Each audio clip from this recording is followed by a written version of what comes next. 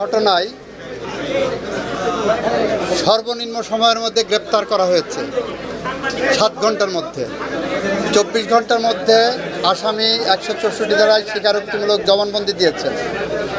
আমরা বলেছিলাম 1 সপ্তাহের মধ্যে চার্জশিট হবে, 1 সপ্তাহের মধ্যে চার্জশিট হয়েছে।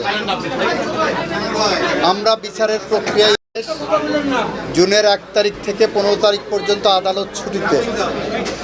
শুধুমাত্র এই যে নারীর প্রতি সহিংসতা, শিশুদের প্রতি সহিংসতা সংক্রান্ত যে আদালত, সেই আদালতগুলোই ছুটির বাইরে রাখার জন্য সরকার সুপ্রিম কোর্টের সাথে পরামর্শ করেছেন। সুপ্রিম কোর্ট সেইটা সিদ্ধান্ত নিয়েছেন যে এই আদালতগুলো খোলা থাকবে।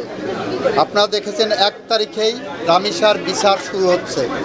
ঈদের পরে যেদিন প্রথম অফিস আদালত খুলবে ওই দিনই রামিসার বিচার শুরু হচ্ছে। ওই এলাকার সংসদ সদস্য না, আমি পাশের এলাকার সংসদ সদস্য। দ্বিতীয়, আমি আইনমন্ত্রী হিসাবে শুধু ঝিনেদার না, আমি সারা বাংলাদেশের আইনমন্ত্রী। তৃতীয়ত হলো এনসিপির সাথে যে ঘটনাটা ঘটেছে সেটা রাজনৈতিকভাবে এনসিপি যেমন দেখছেন, বিএনপিও রাজনৈতিকভাবেই দেখছে। তবে নাসির পাটোয়ারী সাহেবের বিষয়ে ওখানে স্থানীয়ভাবে যে আচরণ করা হয়েছে সেটা কেউ কামনা করে না, এটা শোভনীয় না।